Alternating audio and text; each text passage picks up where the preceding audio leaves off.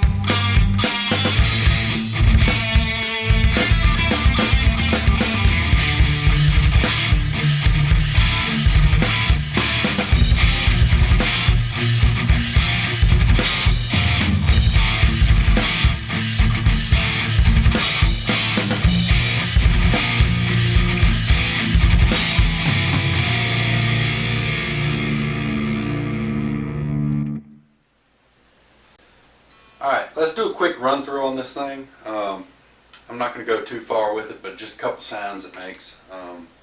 Talk about a couple of the issues I have with it, and we'll go from there. First, I'm going to start off with a distorted tone. I'm going to use the PRS Archon. Seemed fitting. I got a PRS guitar, why not use a PRS amp? I don't know. I've got just a clean boost in front, about mid-gain, see what happens. First is going to be on the bridge pickup, and we'll go from there.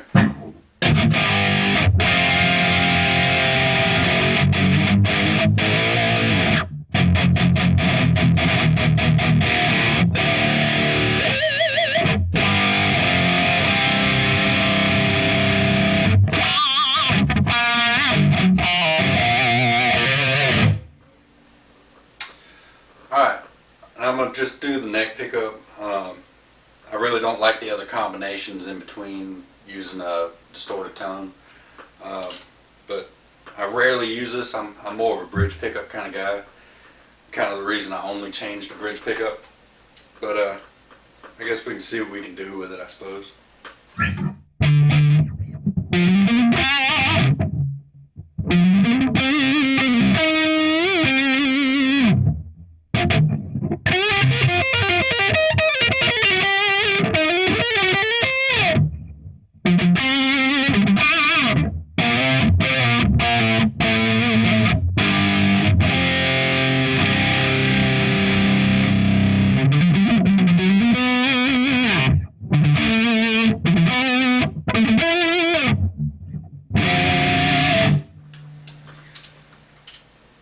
Like I said, I'm not a huge fan of the neck pickup. It muddles everything up for me, but whatever. If you like it, you like it. I'm going to take the boost off and we'll just cut the gain down, just do some clean sounds, see what happens. Let's try this out. Of course, start with the bridge pickup. Now I will do the combinations in between with this, but we'll go from there.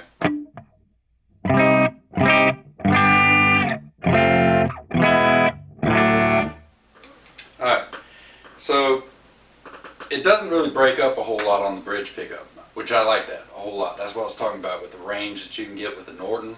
Not the Air Norton. The Air Norton's a lot less output. Just the regular Norton. It's pretty cool. So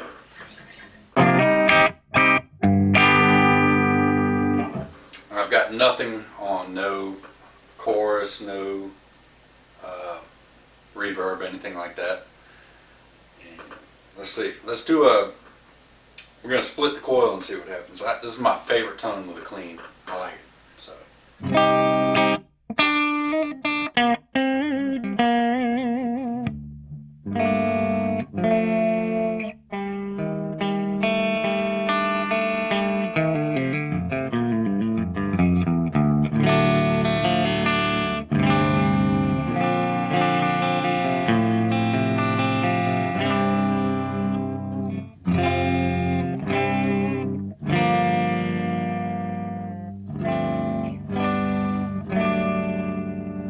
Pretty cool. It's almost got like a spanky sound to it. So,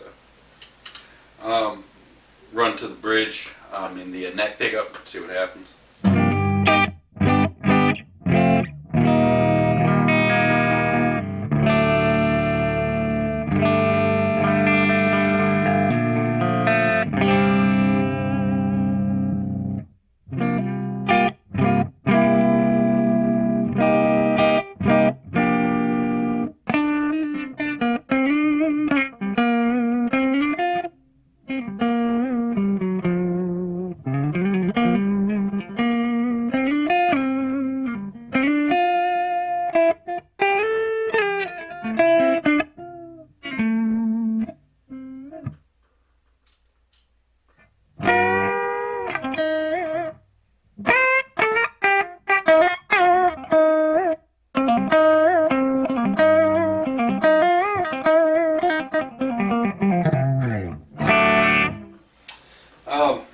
Like I say, just a couple quick things with it. It's alright. Some of the negatives I've found with this guitar, but you might have heard it on that song we just did is with the thin neck and it being a bolt-on, and it's got the small heel. I don't think the neck has a whole lot of support, and I'm a heavy-handed kind of guy, especially when I kick back in the chair and I'm playing. You can really throw out the tone with this thing. So if you just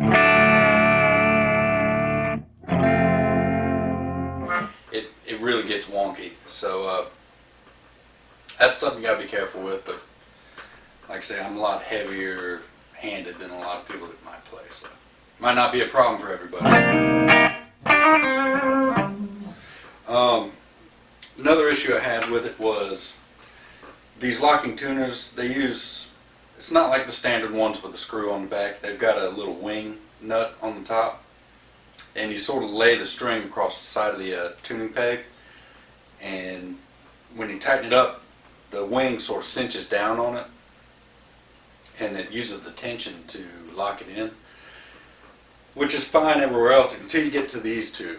And the issue is, if you don't have these positioned just right before you do that, they will bind up with each other. It's kind of weird. Other than that, it's really quick. And I also don't like the tuning ratio. It's, I don't know, it's something more like 1:8, you know, and I kind of like the 1:18, you know, somewhere where I got a lot of play in it. When it tunes that quick, which is awesome because you can drop it down to drop D in a heartbeat, but getting it precise takes a minute. But anyway, that's the PRS CE24 1994. If you find one, pick it up. I think it's a pretty cool deal. I don't think you're going to find any deals on it right now. If you do, let me know. Leave it in the comments, and I will change my story in a heartbeat. Anyway, thanks guys. Bye.